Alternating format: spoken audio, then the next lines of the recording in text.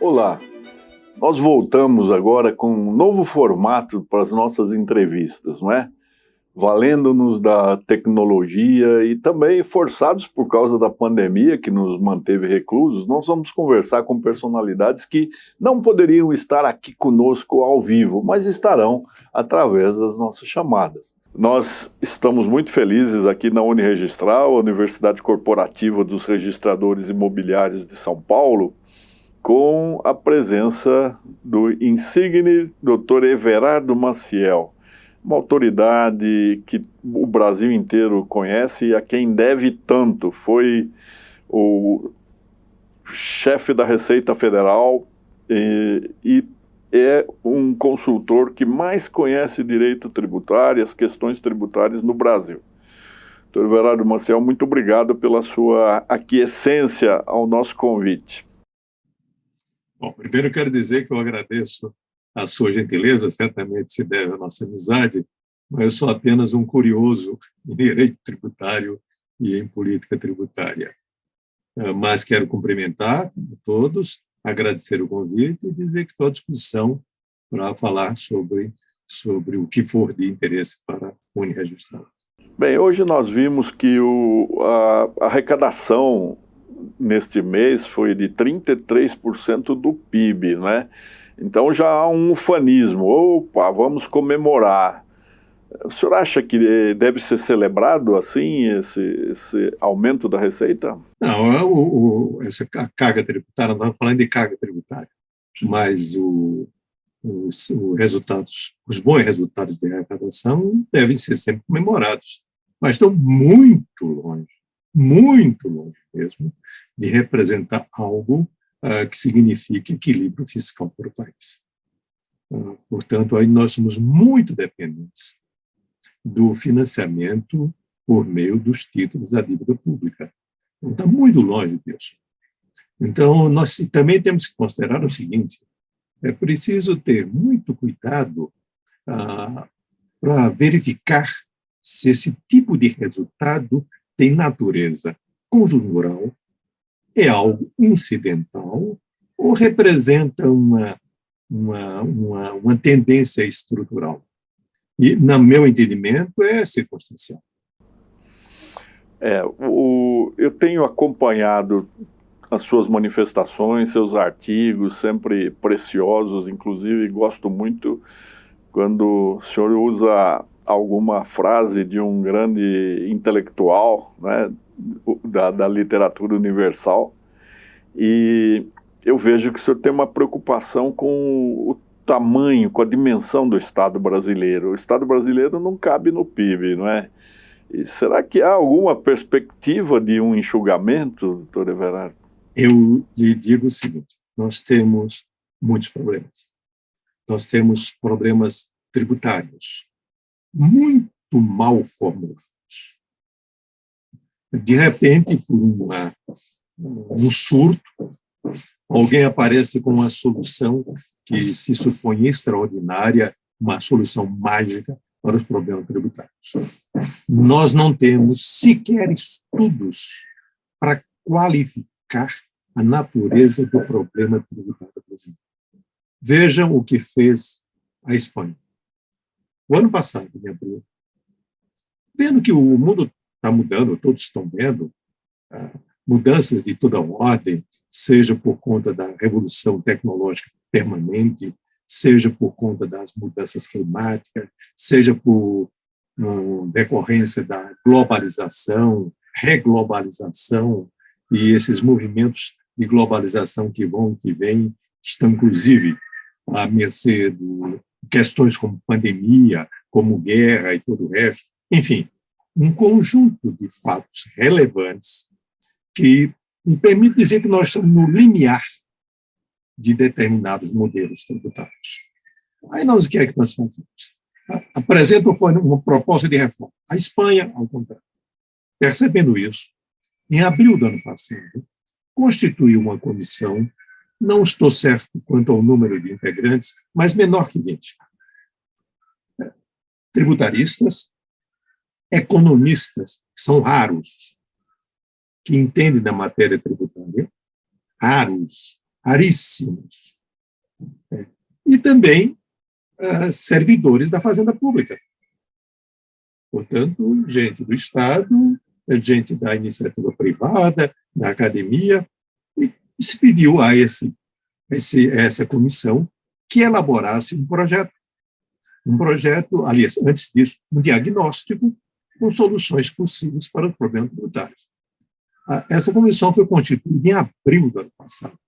E o prazo para concluir era fevereiro deste ano. Eu confesso que eu duvidei. Concluíram. Em fevereiro, se foi apresentado, chamado Livro Blanco de la Reforma Tributária, tem 788 páginas, muito bem postas, vendo experiências em outros países, tratando das questões que são atuais, que são contemporâneas, e, portanto, apresentando um diagnóstico que se propõe à sociedade para debater. É assim que se constrói. Aqui não, alguém diz, olha, nós temos um modelo que deu certo na Nova Zelândia. O que nós temos com a Nova Zelândia? Nada. Absolutamente nada. Quer dizer, agora, o que é mais grave, Aline, é que sempre atrás disso há agendas ocultas, há interesses que não se revelam e, portanto, se aproveitam do grau muito grande de ignorância da população em relação à matéria tributária. Matéria tributária, como diz nosso comum amigo Ives Gandra, tributo é norma de rejeição social, ninguém gosta. Então, qualquer coisa que eu diga mal, fale mal de um tributo, é facilmente acolhido. Tá? Para, em seguida, apresentar uma solução, mas quais são as repercussões dessa solução? Não temos. Cheguei a ver uma determinada situação, onde eu vi alguém, em nome do governo, dizer que existiam projeções sobre as soluções, porém não convinha divulgá-las, porque a divulgação, veja bem, não aproveitava o debate. Isso parece uma coisa inacreditável, tão absurda, mas eu li. Eu estou falando, eu sou testemunha ocular desse fato. Então, é assim que, no Brasil, as coisas são tratadas. São tratadas com superficialidade, são tratadas na pressa. Hoje, no escuro, vamos aprovar o que temos que fazer, porque temos que fazer. Vai fazer para quem? Para quê? Por quê? Isso não serve. Mas esse é um pedaço. Há um muito maior, que eu levaria mais tempo a falar. Nós estamos vivendo a decadência do Estado brasileiro.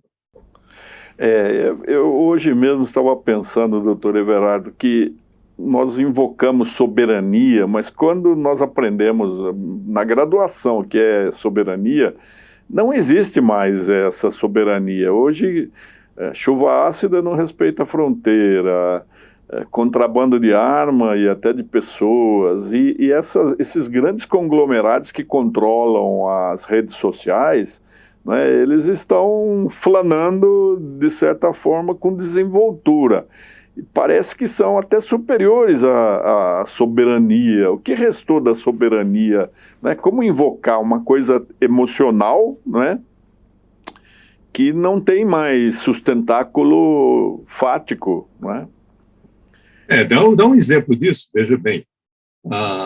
Um velho princípio secular, para ser preciso, com um século, utilizado no imposto de renda, que também, por sua vez, cuja introdução no Brasil, o imposto de renda, está comemorando este ano um século também, porque foi instituído em novembro de 1922.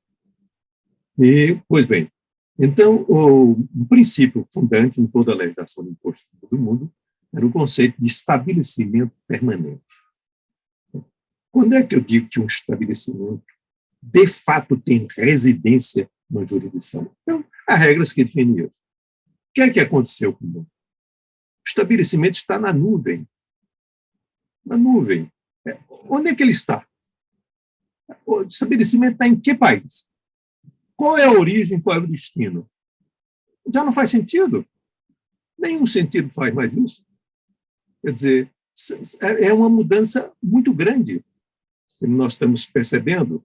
Então, conceitos, por exemplo, um conceito secular, como esse que eu falo, de estabelecimento permanente, hoje não faz mais sentido diante de estabelecimentos que estão na nuvem. Eu vejo o exemplo, por exemplo, vou usar um exemplo muito usado, até usado equivocadamente no Brasil, da Estônia.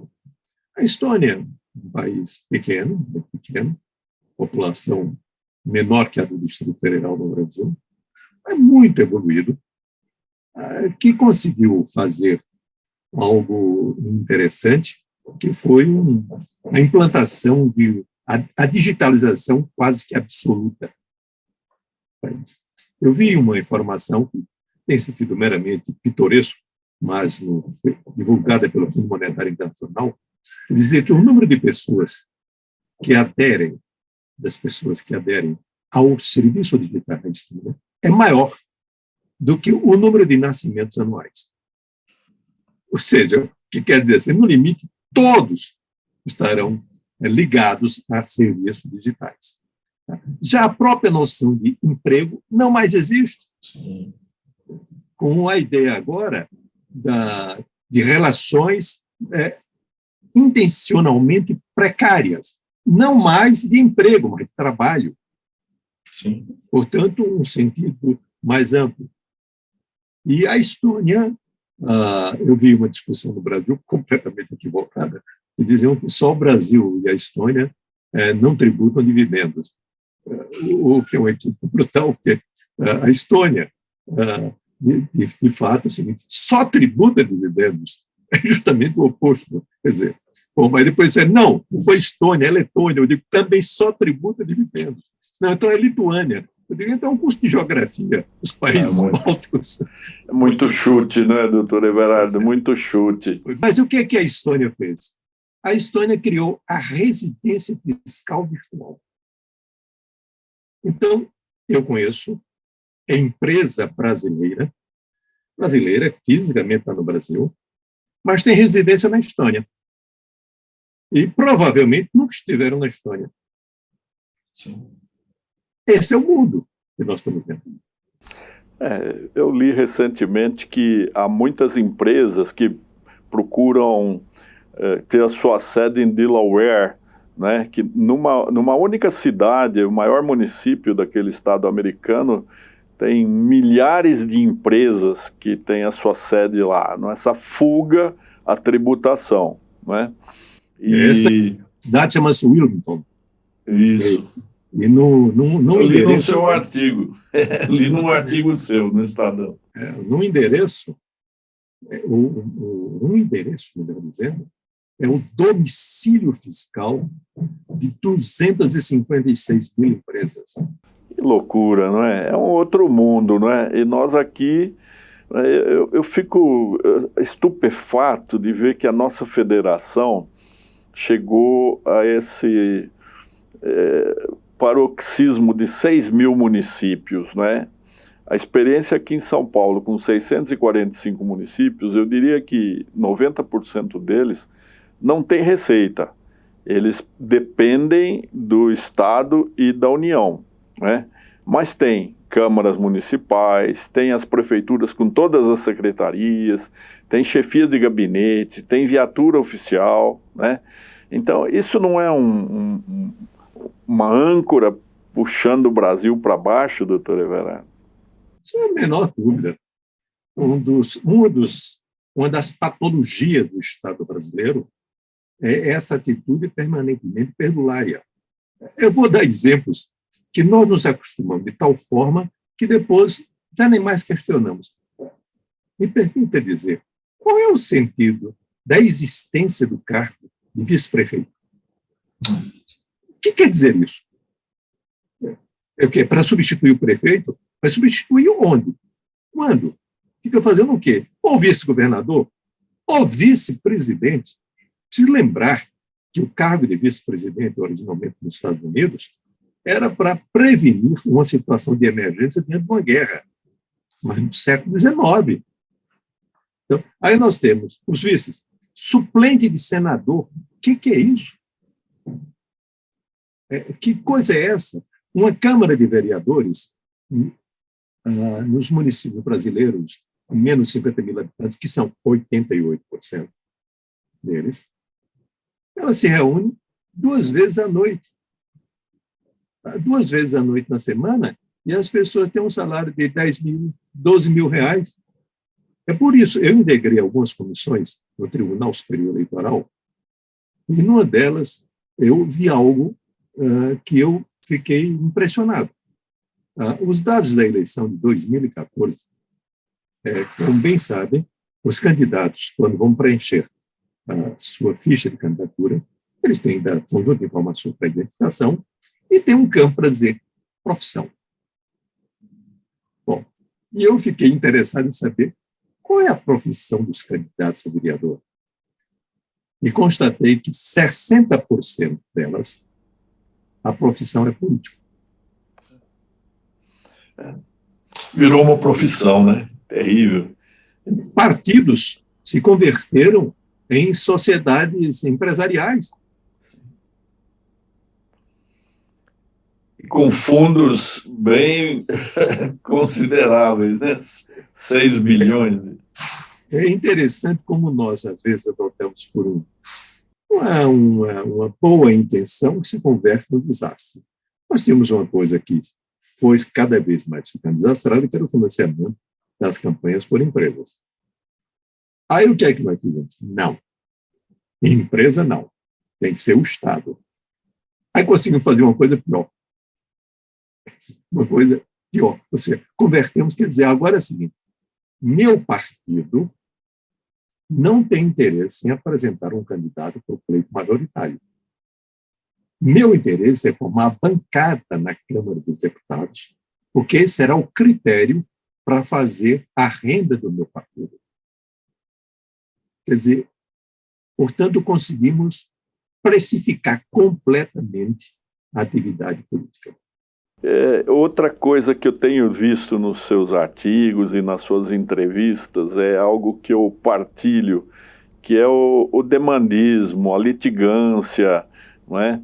E eu atribuo isso, doutor Everardo, ao número de faculdades de direito no Brasil. Nós temos, só o Brasil tem mais faculdades de direito do que a soma de todas as outras que existem no restante do planeta.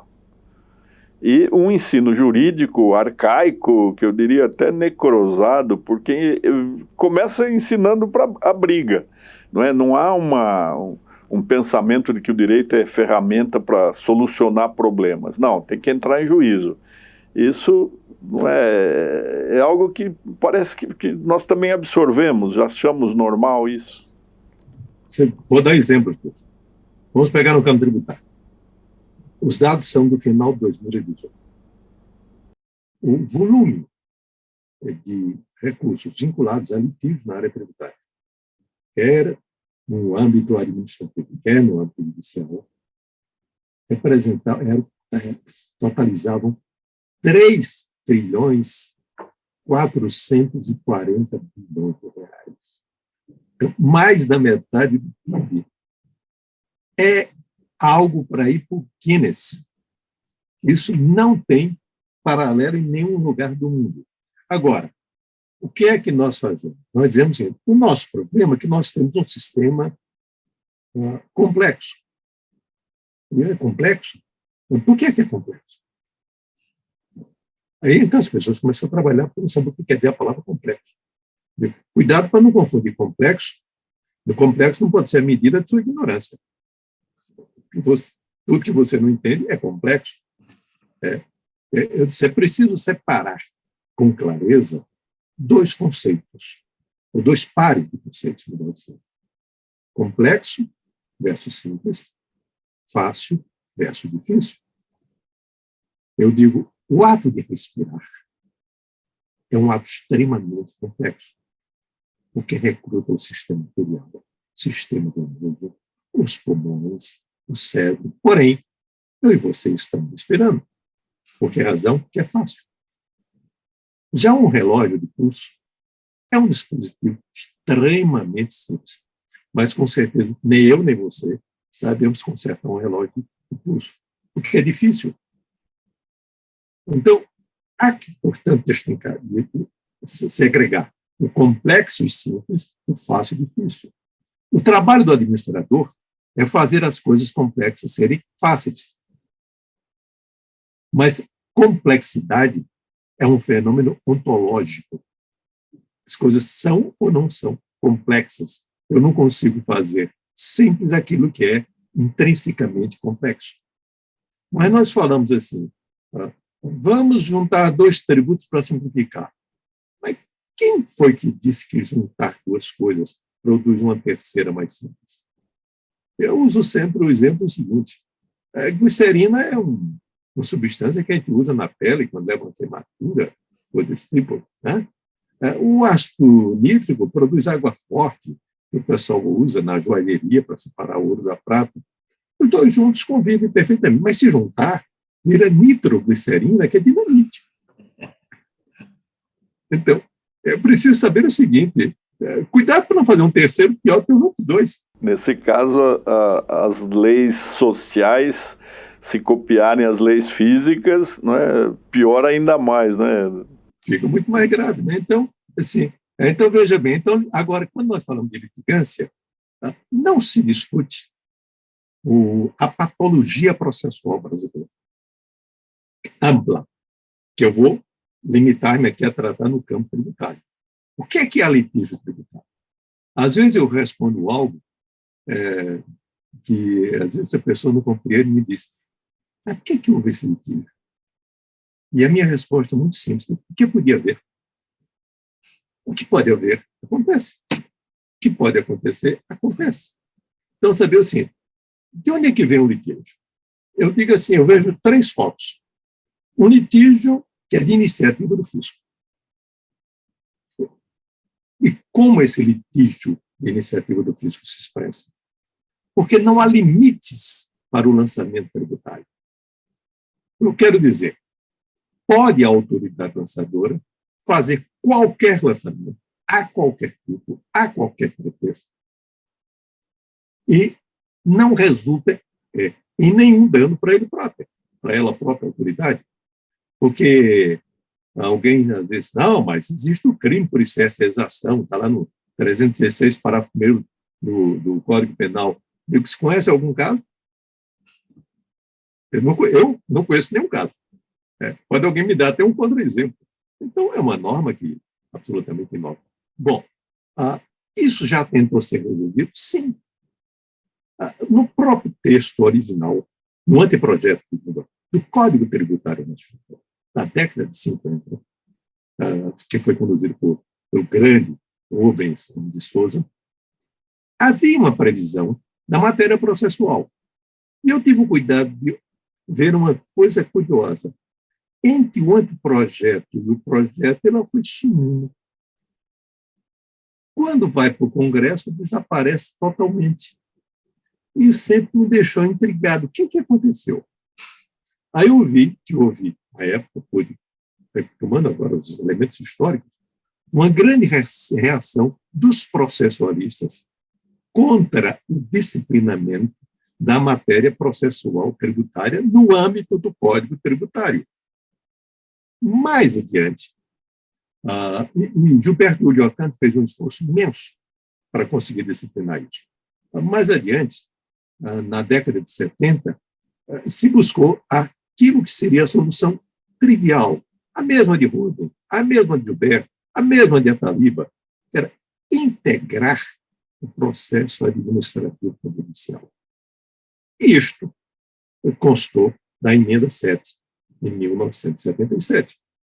Porém, infelizmente, essa emenda, como todos sabem, foi promulgada pelo Executivo, é o chamado pacote de abril, e politicamente inviabilizou a solução.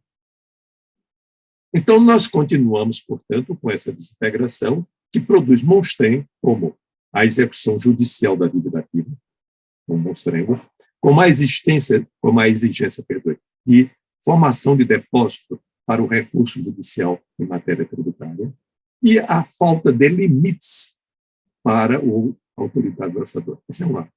Do lado do contribuinte, também tem outra. Do lado do contribuinte, nós estamos agora no outro campo.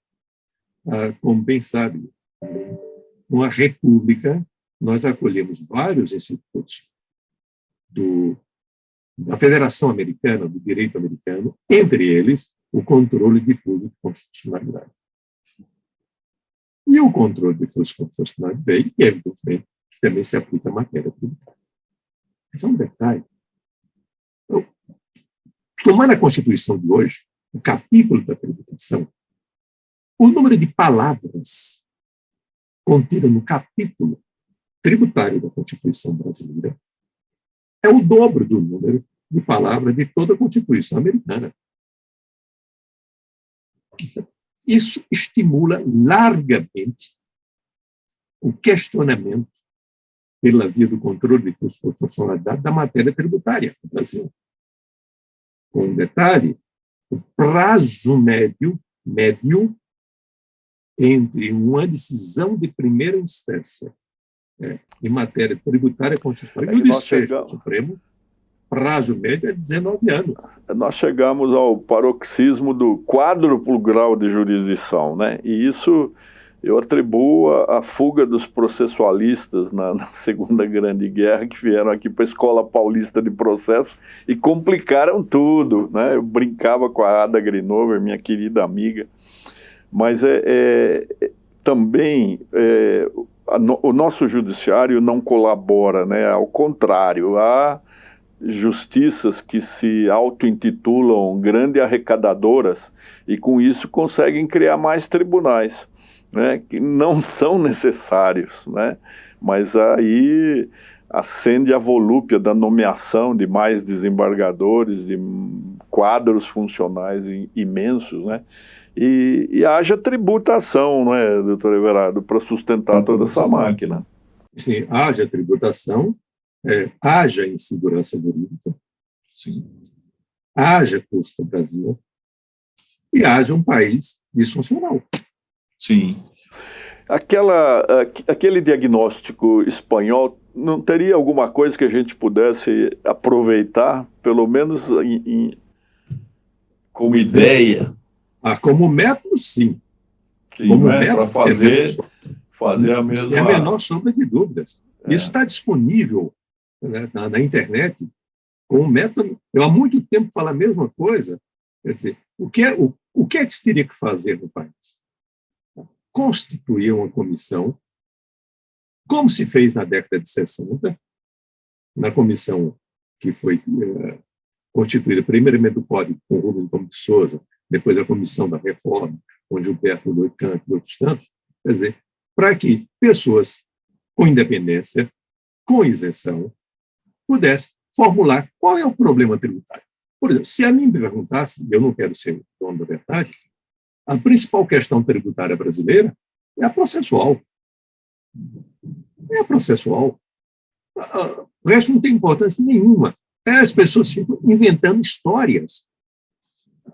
Assim, o Brasil tem o 188º lugar numa pesquisa feita pela Doing Business, pelo Banco Mundial, chamada Doing Business, em matéria de possibilidade de pagamento de imposto. Bom, eu sempre desconfio disso.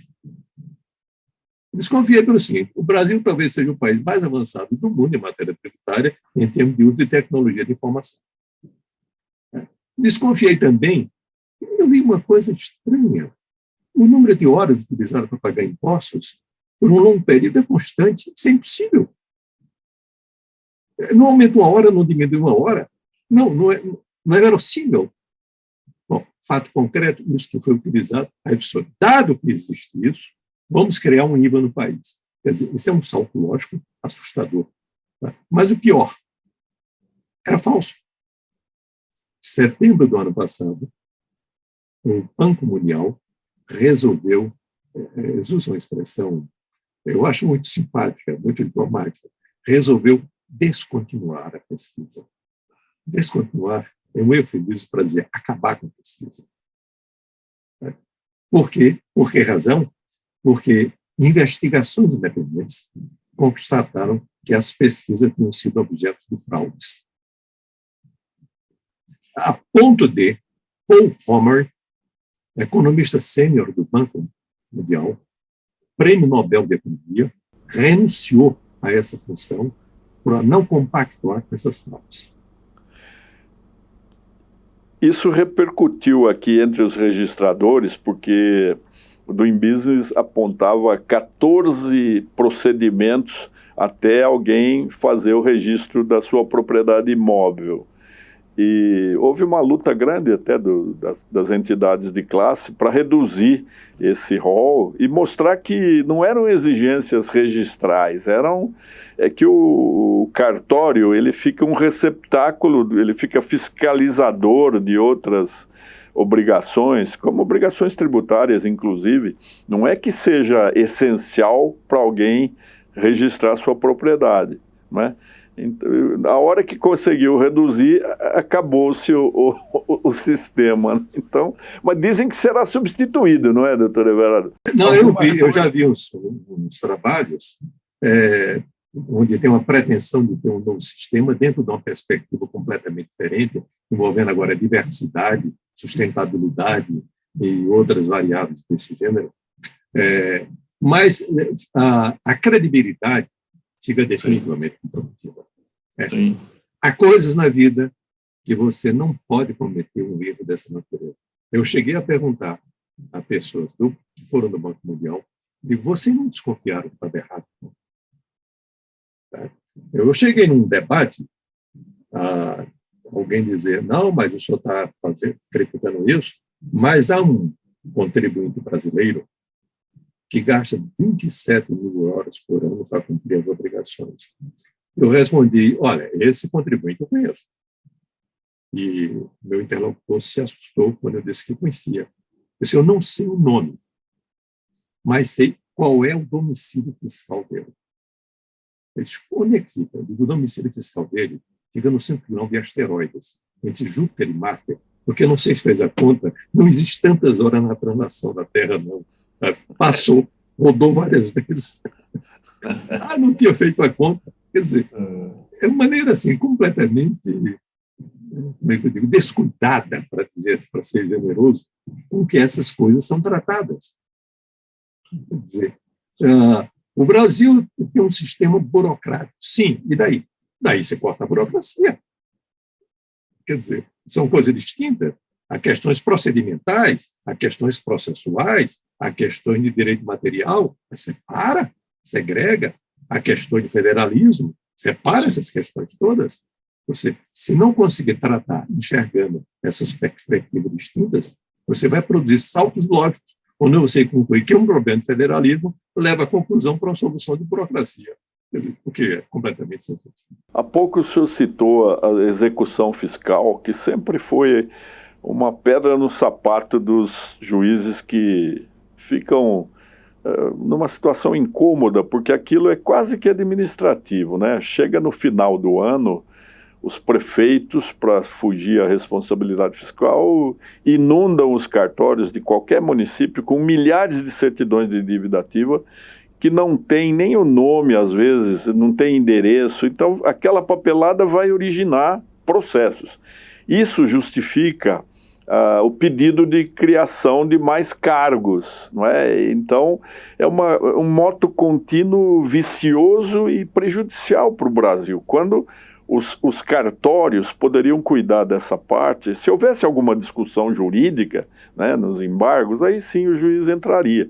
Mas nós conseguimos arrecadar, acho que 2% das execuções fiscais, e elas aumentam as estatísticas, as cifras do funcionamento do judiciário. Não é uma ficção malévola? Na verdade, isso significa dizer, nós estamos concordando, significa dizer que é um mau uso da função do magistrado, que ele é posto na condição de cobrador de imposto. Sim, sim. Ou seja, nós estamos aviltando a magistratura fazendo um trabalho que é um trabalho administrativo. Sim, uma coisa muito que não há conflito ainda, ele é só potencial, né? Agora, o Marco Sintra falou e defendeu e continua falando do imposto único. Isso é viável, doutor Everardo? Não é. Não é, né? Não é viável. simplesmente porque seria muito perigoso. Se fosse possível, eu acho que o Marco Sintra já evoluiu muito em relação a isso, ele também entende de forma diferente. Se fôssemos comparar com um único fato gerador, se desse errado, o país quebrava. O imposto único seria antifederativo, por definição, porque haveria um único ente tributante, um único ente com competência tributária, o que seria incompatível com um desenho de uma federação, portanto, do federalismo fiscal. Portanto, por todas as razões do mundo. Agora, eu sempre tive o cuidado de chamar a atenção por dois fatos. Primeiro, imposto único não deve ser visto como uma solução. Imposto único deve ser visto como um sintoma de um problema. Quer dizer, está se buscando uma solução, que eu entendo inadequada, mas para um problema real. O problema existe. É olhar o problema. O que é que motiva a pessoa a fazer isso? Por que defender essa tese? Segundo, não confundir imposto único com tributação sobre transações financeiras. Ele pode ter uma tributação sobre transações financeiras, pode perfeitamente existir no contexto de outras tributações, sem que seja, portanto, um tributo único. Então, é segregar essas coisas. E, portanto, tem que cuidar para fazer isso. E não ter também, assim, nenhum tipo de preconceito. Nenhum preconceito. Eu, durante, deixe-me ver quando, ao todo, talvez 6 anos, um pouco menos que isso, eu administrei a CPMF. Qual é a minha, quais são o meu entendimento? Nenhum litígio. A arrecadação extremamente simples. Pagamento extremamente simples. Nenhum efeito colateral pernicioso. Significa dizer que é uma mágica? Não. É apenas uma das possibilidades de solução. Nenhum litígio. Litígio zero. Aliás, eu até me equivoco, parece que houve um litígio. Quer dizer, quando eu digo um litígio, exceção que confirma a regra, né? Só exceção. Quer dizer, não. Doutor Everardo, eu li num artigo seu também que há uma busca de subterfúgios, principalmente dos trilionários que gastam milhões para pagar menos tributo, né?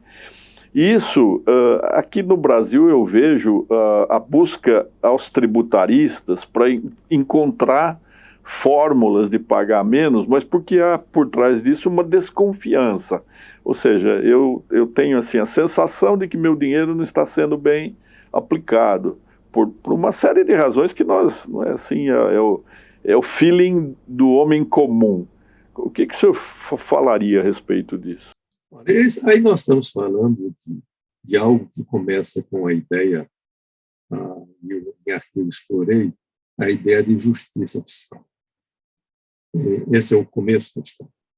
Então, para fazer maior justiça fiscal, vamos aumentar as alíquotas do tributo sobre a renda. Errado. Primeiro, porque a justiça fiscal se opera pelo lado do gasto, não do tributo. O tributo pode concorrer para a concentração, mas ele é muito pouco eficaz para promover a redistribuição. A redistribuição se dá pelo outro lado, pelo lado do gasto. Agora, pode o tributo concorrer para a concentração de renda? Pode. E de que forma ele concorre para isso? A forma principal, todas as outras são absolutamente irrelevantes diante dela, é aquilo que nós chamamos de planejamento tributário abusivo. É a elisão fiscal ilícita. Os números que eu tenho são assustadores. Eu vou citar alguns dentre os números de uma farta coleção de estatísticas. 10% dos investimentos diretos no mundo são realizados no Grão-Ducado de Luxemburgo, um país que, para ver, precisa de um lupa, no mapa para localizar. 10% dos investimentos diretos. A soma dos investimentos em empresas de fachada no mundo é maior que a soma do PIB da China ou da Alemanha. Um sexto da riqueza da humanidade está em paraísos fiscais. Dados que foram veiculados há menos de um ano passado no The New York Times e The Guardian, um site investigativo de jornalismo ProPublica, com dados extraídos, não sei de que forma, da Receita Americana, mostraram que em 2014 e 2018, os 25 maiores bilionários americanos pagaram impostos com a alíquota efetiva média de 3,4%, contra uma alíquota nominal de 39%. Um deles teve um acréscimo patrimonial no exercício de 14 bilhões de dólares e não pagou um centavo de imposto. Ao contrário, pediu uma restituição de 4 mil dólares, o que se converte no deboche. É isso que o orçamento que o presidente Biden encaminhou mostra as mesmas coisas. Por exemplo, que das 500 maiores empresas americanas, no último exercício, 55 delas não pagaram nenhum centavo de imposto. E o que é isso? É sonegação? Não. Sonegação é coisa de pobre. Chama-se planejamento tributário abusivo. É isso. É a exploração. Os nomes são pomposos, porque com nomes pomposos vocês ficam intimidados. Não, isso é apenas uma elisão fiscal. Nós estamos explorando apenas fiscal loopholes, as brechas fiscais. Mas, no fundo, não pagam impostos. Pagam muito menos do que um cidadão médio, em qualquer do povo. Quer dizer, então, esta é a forma. Isso está dentro de um conjunto de outras questões que envolvem um processo muito acentuado que ocorreu nos últimos 20 anos de fusão para a constituição de grandes conglomerados, que levam a isso, uma perigosa concentração, uma espécie de deificação da competição, a competição a qualquer custo, em desfavor da colaboração.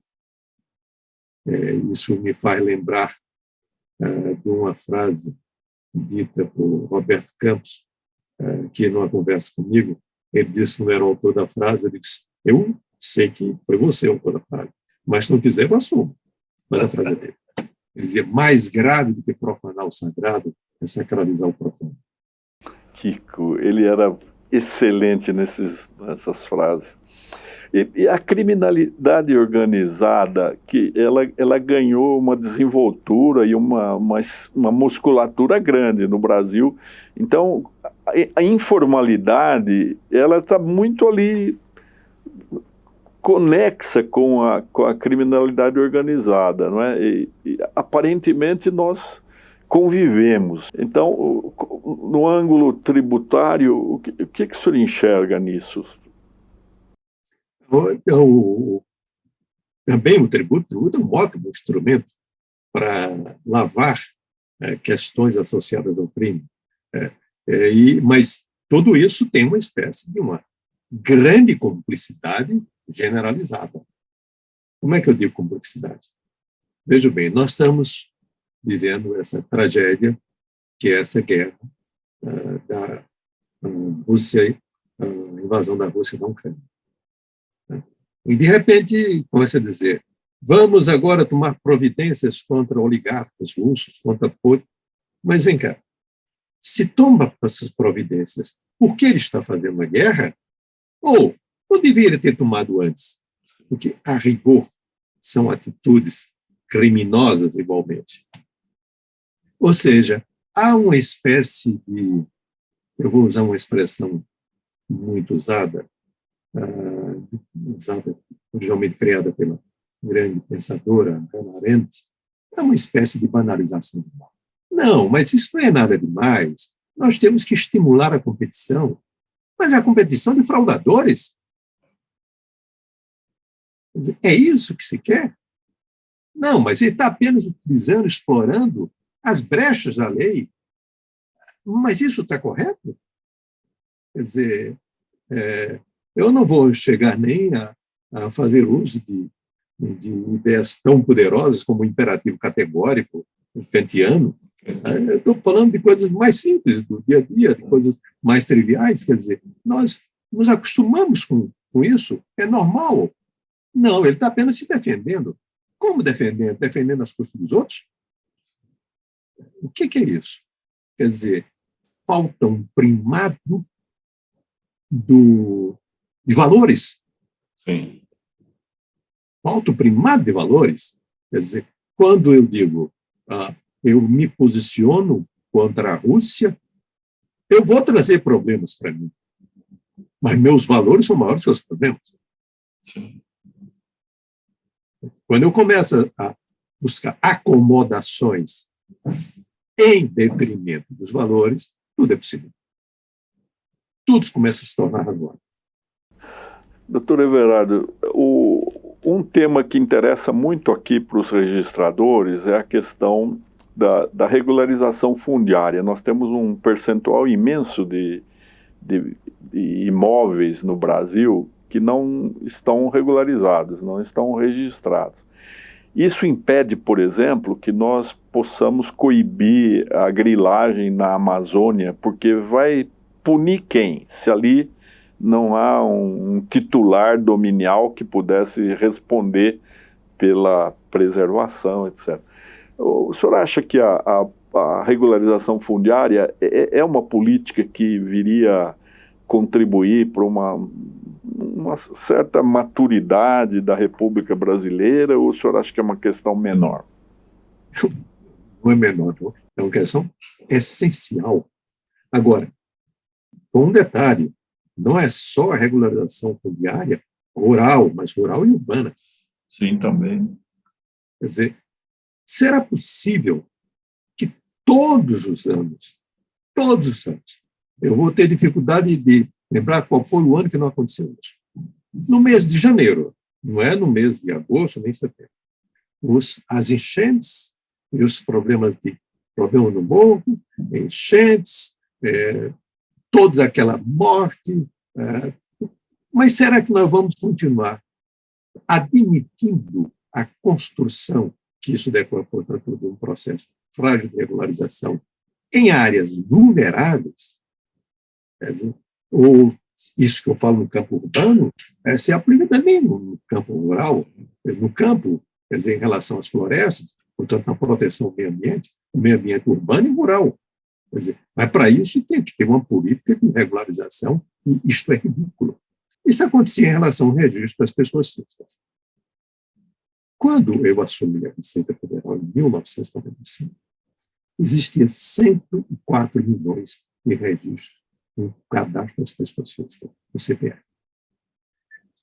E eu constatei que nunca ocorreu uma depuração. Nunca ocorreu um recadastramento, nem nada. Eu mandei fazer pequenos exercícios, procurar identificar no cadastro inscrições que tenham apenas um nome. Aí me lembro que, em relação ao número José, existiam mais de 1.000 inscrições, onde tinham o José e o CPF, mais nada.